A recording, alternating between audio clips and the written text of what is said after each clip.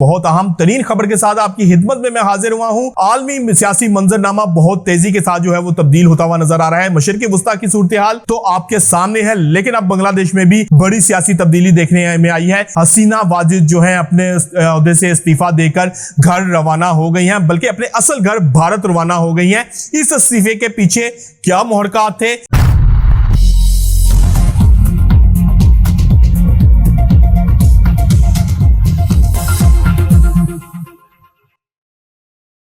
बिस्मिल्लाहिर्रहमानिर्रहीम, अस्सलाम वालेकुम व्यूअर्स, मैं हूं फारूक जौहरी और आप देख रहे हैं फारूक जौहरी ऑफिशियल यूट्यूब चैनल। बहुत अहम तरीन खबर के साथ आपकी खिदमत में मैं हाजिर हुआ हूं।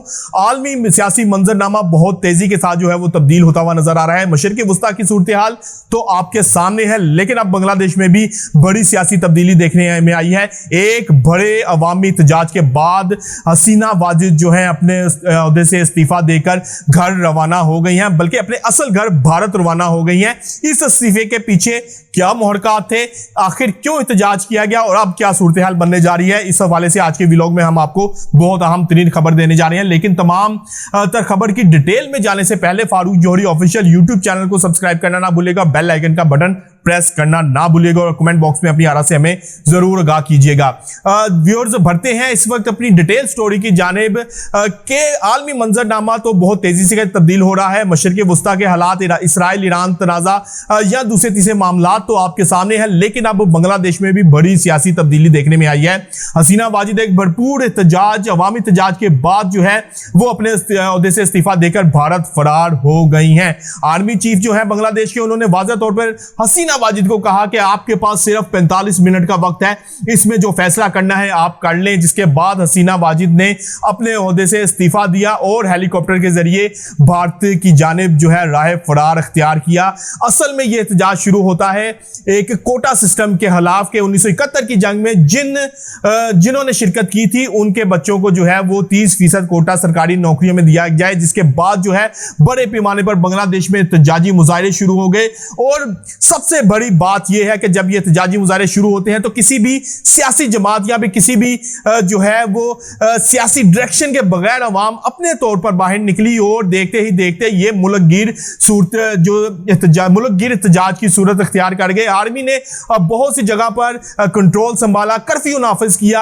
हसीना वाजिद ने भी अपने जो अवामी लीग के गुंडे थे उनके जरिए मिलकर, पुलिस के साथ मिलकर जो है शुरा के ऊपर गोलियां चलाई और जिसके नतीजे में बहुत से एहतजाजी शुरा जो थे वो अपनी जानों से हाथ धो बैठे। लेकिन अवामी एहतजाज ना थमा, ना टला और ना ही रुका। आखिरकार इसका इख्तिताम जो है वो हसीना वाजिद के इस्तीफे से हुआ। हसीना वाजिद को इस्तीफा देकर घर जाना पड़ा। हसीना वाजिद ने इस्तीफा देने से पहले भरपूर कोशिश की कि किसी तरह उनकी तकरीर भी रिकॉर्ड करा दी जाए। तकरीर रिकॉर्ड कराकर वो अपना मौकफ जो है वो सामने रखकर जाएं, लेकिन उनको तकरीर रिकॉर्ड करवाने की इजाजत ना मिली। जिसके बाद उनको महफूज रास्ता देकर भारत की जानिब हाँक दिया गया। ये तो एक तारीख है कि शेख मुजीब ने जो कुछ किया, जिस तरह से मुफ्ती बानी के साथ मिलकर पाकिस्तान तोड़ा, उसके बाद आज उसी शेख मुजीब के मुजस्मे को जो है, उसी शेख मुजीब के मुजस्मे को एहतजाजी शुरा ने मस्मार किया और उसको तोड़ा।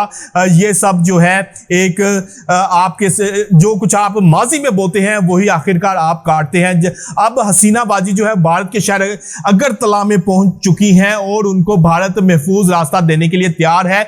यानी कि मजीद वो आगे भिजवाने के लिए हसीना वाजिद को तैयार है कि वो किसी और मुल्क में जो है अगर जाना चाहती हैं तो चली जाएं। लेकिन हसीना वाजिद ये वही खातून है जो कि 2009 से बांग्लादेश की वजीर आजम थी, प्राइम मिनिस्टर थी और अपने सियासी मुखालिफिन को कुचलने के हवाले से ये बखूबी जानी जाती थी। इनके दौर में जो पाकिस्तान नवाज सियासतदान थे उनको फांसियों पे चढ़ाया गया, उनके खिलाफ जो है सियासी मुकदमात कायम किए गए, उनको सजाए मौत सुनाई गई, उनको जो है पाकिस्तान से मोहब्बत करने की भी सजा सुनाई गई। लेकिन अब वही हसीना वाजिद जो है बांग्लादेश छोड़ने में मजबूर हो गई हैं। वजह क्या है? वजह यही है कि अवाम ने स्टैंड लिया, अवाम ने भरपूर तरीके से एहतजाज किया। अवाम ने बता दिया कि अगर अवाम एक मुतहिद हो और एक इशू के ऊपर इकट्ठी हो तो किसी भी करप्ट हुकूमत को या फिर किसी भी करप्ट हुक्मरान को घर भेजा जा सकता है।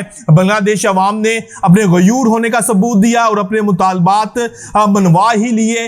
पहले जो था ये एहतजाज सिर्फ एक एहतजाज था, लेकिन उसके बाद इस एहतजाज में ऐलान कर दिया गया सिविल नाफरमानी का, जिसके बाद फौज ने मुदाखलत की और बिल्कुल ठीक मौके पर मुदाखलत की गई, जिसके बाद जो है वो हालात कंट्रोल में करने की कोशिश की जा रही है। बहुत सी जगहों पर कर्फ्यू नाफिज कर दिया गया है, बहुत सी जगहों पर फौज ने भरपूर तरीके से जो है वो कंट्रोल संभाल लिया है और फौज ने यह भी ऐलान किया है कि मखलूत हुकूमत जो है वो कायम की जाएगी और अबूरी सेटअप के बाद जो है आगे देखा जाएगा कि कब इंतखाबात करवाने हैं और इंतखाबात के बाद नई अवामी हुकूमत जो है वो कायम की जाएगी। यानी कि अब तमाम तर मामला फौज के हाथ में है। फौज ने गैर अलानिया जो है मार्शल लॉ बांग्लादेश में नाफिज कर दिया है। अभी तो ऐलान किया गया है कि मखलूत हुकूमत का, कि मखलूत हुकूमत कायम की जाएगी, लेकिन क्या ये मखलूत हुकूमत कायम भी होगी या फिर यही सिस्टम जो सारा है प्रोलॉन्ग करेगा और इसके बाद जो है बांग्लादेश में ये गैर अलानिया कर्फ्यू जो है वो जारी रहेगा। व्यूअर्स, हमने बहुत अहम तरीन आपको आज स्टोरी दी, तमाम तर सूरत हाल से, तमाम तर चीज़ों से हमने आपको पर्दा उठाया। हमने ये भी बताया कि अगर अवाम मुतहिद हो तो किसी भी करप्ट हुक्मरान या फिर जो करप्ट टोला है उसको घर भेजा जा सकता है। कल तक के लिए अपने मेजबान अपने भाई फारूक जोहरी को इजाजत दीजिएगा। अल्लाह हाफिज।